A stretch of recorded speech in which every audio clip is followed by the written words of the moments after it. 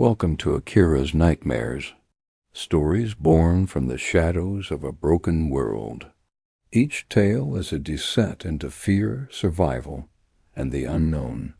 Sit back, turn the lights down, and let the nightmare unfold. If you enjoy what you hear, don't forget to like, subscribe, and stay with us for more stories that haunt the edge of sleep. Enjoy. And listen closely. The world didn't end with a bang. It ended with a cough. At first it sounded ordinary. A throat clearing on the bus. A sneeze behind a mask. A manager telling someone to go home early. No one looked twice. We were busy. We had places to be. The morning news showed ambulances weaving through traffic. A scrolling banner told us to stay calm. The anchor's smile didn't match her eyes. By lunch, the streets felt wrong. Sirens rose and fell like ocean waves. People moved with that stiff, unfocused walk you only notice when you're already afraid. I kept telling myself it was nothing. Just another bad day. I was wrong. I saw a man step off the curb and fold to the ground. Two people ran to help him. He lay there, quiet, like he was sleeping. Then he stood, too fast, jerked upright like a marionette pulled by a tangled string. He grabbed the first person who touched him. There was no plea, no words, only the sound a hungry animal makes when it finds meat. I ran. Everyone did. The city came apart in one afternoon. Cars skidded sideways. Storefronts slammed gates. Phones lit the sky with the same warning tone. A woman shouted from a deli doorway. Inside now. I ducked in. She bolted the lock. There were three of us. Me, the woman from the deli, a bus driver in a stained jacket. The bus driver had a name patch, Kenny. His hands shook, but his voice didn't. I'm not staying in a glass box, he said. We move supplies first. Then somewhere quiet, the deli woman nodded once. Ada, she said. There's a pharmacy 2 blocks up. If it's not picked clean. I didn't say my name. I couldn't trust it in my mouth. We cracked the door and stepped out. The street smelled like copper and burned plastic. Paper blew past like white birds flipping in the wind. We moved fast, eyes on corners, breath shallow. The pharmacy's front door was chained from the inside. The lights were still on. Ada knocked with the hilt of a knife. No answer, Kenny pointed. To a side alley, a metal door with a keypad. Someone had jammed gum into the lock. Kenny grimaced, slipped a thin screwdriver from his jacket, and worked the gum free. Bus depots teach you things, he said.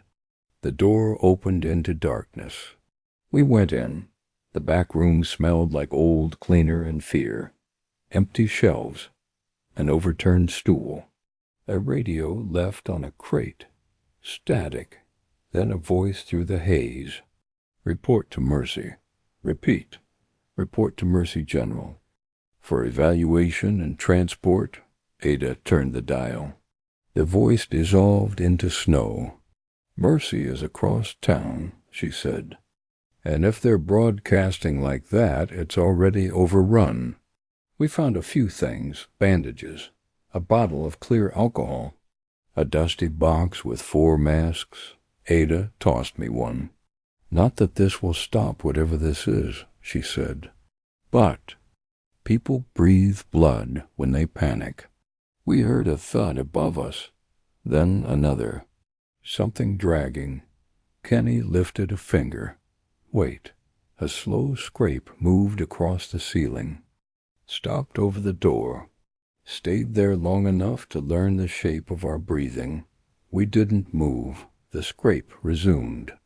Away this time, out a different way, we left through the alley. The sky looked bruised now. Sirens had grown tired. They came in short bursts and then gave up. 2 blocks later, we heard a sound that changed the rules. Not a voice. It pitched like a wire under tension. It came from above. I glanced up. Something was perched on the edge of a roof, too thin for a person, knees tucked in a way that made my spine ache just to see it. It didn't move. It watched. Kenny pulled us under an awning. "Rooftops," he whispered. "Keep out of sight."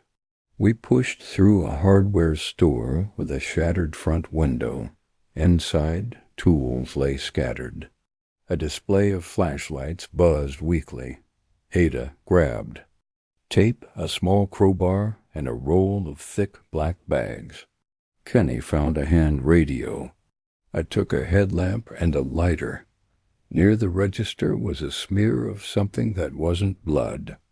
It had a chemical sheen, metallic, like the runoff from a battery leak. Ada pointed at it with the crowbar. "Don't step in that," she said. "Whatever left it burns."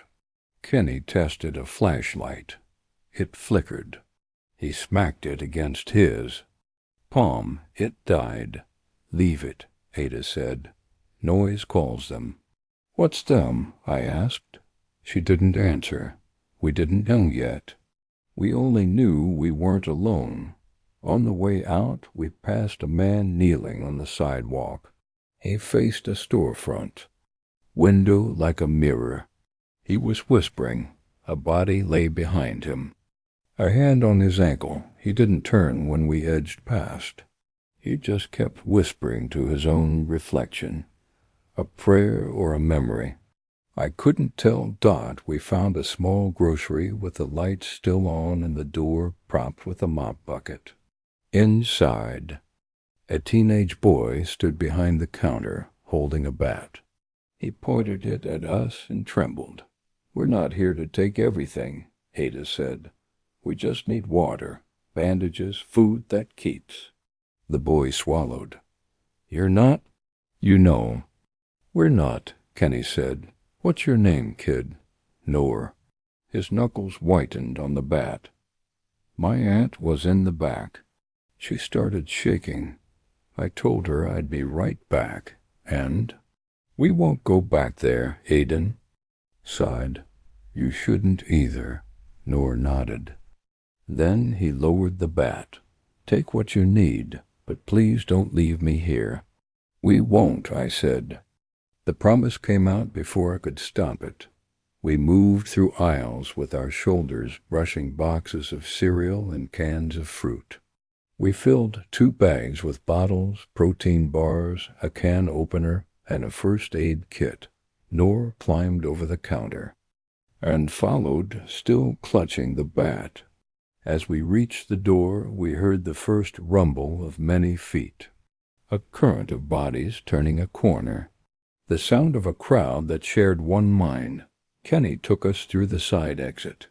We slipped into a narrow passage between buildings. The passage dead-ended at a chain-link fence. Ada hooked the crowbar through the diamonds and pulled. The metal groaned. "Help me," she said. Noor shoved his bat through and twisted. I leaned my weight against the bar. The fence tore enough to crawl through. We made it out into a courtyard behind an apartment complex. A laundry room door stood open.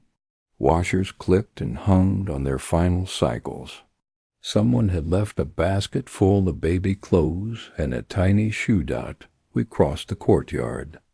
At the far end was a brick stairwell down. A faint draft came up from the dark. "Service tunnel," Kenny said. "The bus yards connect underground. We might be able to cut across." We went down. Concrete steps. A handrail sticky with something we didn't name. At the bottom, the air turned cool and wet. Our footsteps echoed long after we stopped walking. The tunnel stretched both directions, lit by dying bulbs. On the wall, words in red. It isn't the flu. Don't trust the cough. If you hear crying, turn around. Ada, read them without blinking. People always know before the radio does, she said. We moved left. The tunnel narrowed and then opened into a junction with 3 doorways. From the first came a slow tapping. From the second, a wet gurgle. From the third, nothing at all. We chose the silence. Silence felt honest. Halfway through, a metal grate above us rattled.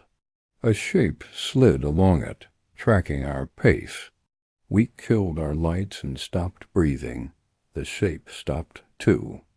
It waited. Then it moved on, as if bored. Noor's whisper cracked.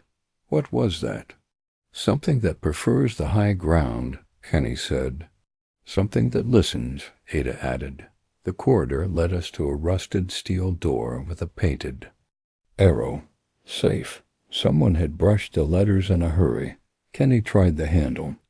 It didn't budge. Barred from the inside, he said. Ada knocked. We waited. The knocks echoed down the corridor, came back to us thinner and strange. A voice behind the door. Low. Measured. How many? 4, Ada said. Any of you? Hurt? No. A pause. Keys. A sliding bar. The door opened. Inside was a maintenance room. Cinder block walls. Shelves stacked with paint cans and ropes. A folding table with a city map taped to it. 2 people stood inside. An older woman with oil on her hands. A lanky man in a construction vest. The woman looked us over like a mechanic sizing up a damaged engine. Names, she said. Ada, Ada said. Kenny.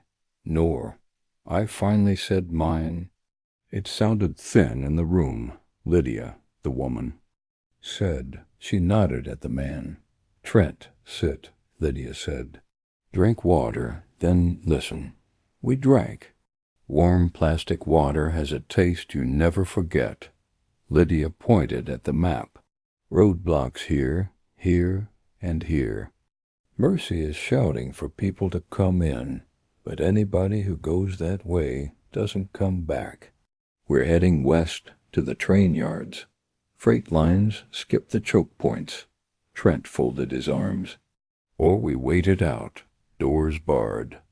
1 entrance. Generator for the basics. People who move die.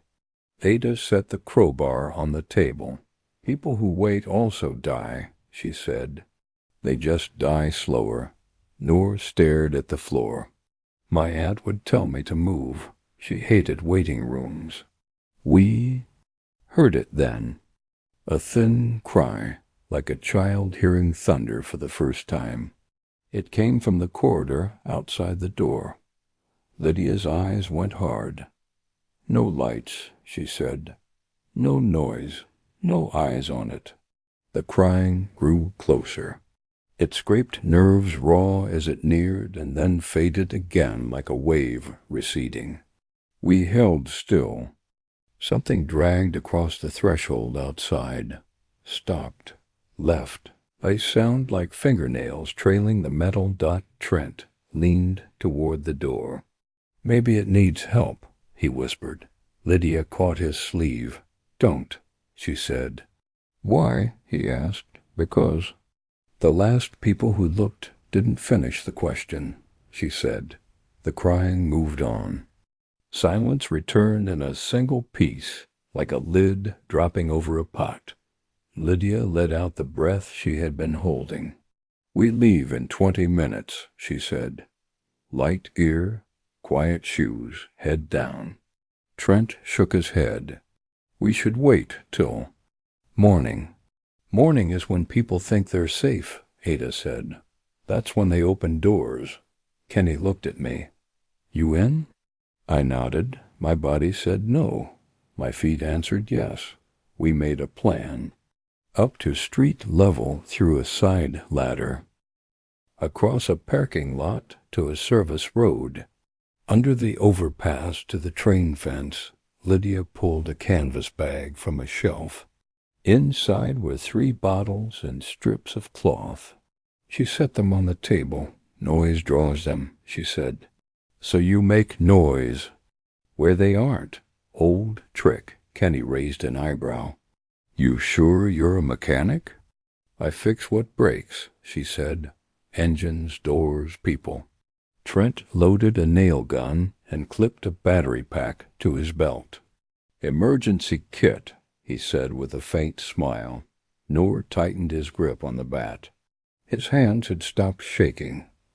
We opened the service door. A breath of night air cooled our faces. The city smelled like rain on hot asphalt. Except the rain was smoke dot. We climbed the ladder one at a time. Street level was a mural of stalled cars and abandoned shoes. A billboard flickered a public message about hygiene and hope. We stayed in the shadows. The rooftops were not empty. The alleys were not quiet. We made it to the parking lot of an office park. There the first real twist found us. We heard laughter. Not happy. Wet. Bubbling. From behind a delivery truck a figure lurched out, swollen in odd places. Its face split with a grin that wasn't a grin. It reached for us with clumsy arms, as if begging for a hug. Back, Lydia said. Ada yanked me by the collar and threw me behind a low wall. The thing stumbled closer. It heaved like a sick bellows. Then it burst. The air filled with a slick spray that burned my throat without touching me. Far down the block, a chorus of feet answered. They came like a storm breaking. Run, Lydia said. We cut across the lot, weaving between dead cars. The mob poured in from every side street, drawn to where the spray had landed, ignoring anything that wasn't shining with it. Lydia lit one of her bottles and tossed it hard. It shattered in the pool and climbed into a short wall of fire. The horde hit it and turned, confused, then found another path. We slid under the overpass. Our breaths bounced back at us from the concrete. Ahead, a chain-link fence around the train yard. Trent, Lydia said. He was already moving. He shouldered the nail gun and used it like a saw, peeling wire back in a noisy ribbon. Faster, Ada said through her teeth. Behind us the sound built. 1,000 legs, one mind. Trent pulled a section free. We crawled through. Noor turned and brought the bat down on a reaching hand. The bat cracked and held. We ran between freight cars. The ground was rock and rust. The air tasted like old iron. A small maintenance shed sat ahead with a door painted red. A light glowed weakly in its window. We piled in and barred the door. For a long minute we stood with our backs pressing wood and iron, like we could fuse the atoms with fear. The sound outside swelled, circled, faded. A few hands touched the door. Then nothing. Inside the shed, someone had left messages on the walls. With a black marker. Keep moving. Don't heal in the open. It isn't the flu. If you hear crying, do not look. On the floor, a toolbox. Inside it, a small radio, half a map, and a roll of orange earplugs. Lydia set the earplugs on the table. For the next time, she said, you'll know when. Ada sank onto a crate and stared at the floor. Kenny peered through a slit in the boards. Noor leaned the bat against the wall and slid down beside it. No one spoke for a while. We listened. to our heartbeats in the quiet after the storm. When my hands stopped shaking, I found my voice. What now? Lydia tapped the map. Freight line west, a depot with tall fences. The people who made these notes aimed for it. Some might have. Made it, Kenny nodded. Trains are good. Trains don't stop for red lights.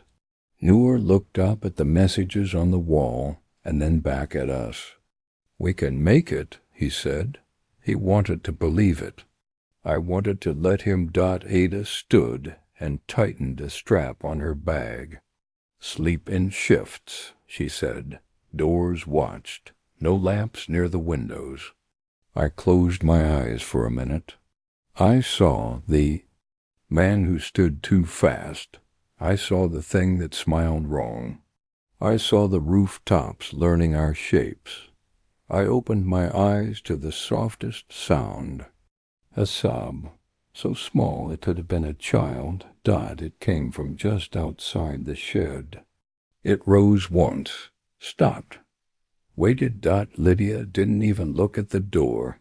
She reached for the orange earplugs. She set them on my knee. Put those in, she whispered. And do not, under any reason, open that door. The sobbing faded down the tracks. The night breathed again. We made a new plan in the quiet. Move at dawn's first gray, not at light. Keep low. Listen more than we talk. I finally said my name again. This time it sounded right. We were 5 strangers on the first day of a story. No one asked to tell. We had a line on a map. We had doors to check and streets to cross. Day 1 was over. We were still here for now. You've just survived another chapter of Akira's nightmares. But remember, the story never truly ends. Like, subscribe, and stay with us for the next descent into darkness. Until then, stay safe, stay alive, and keep listening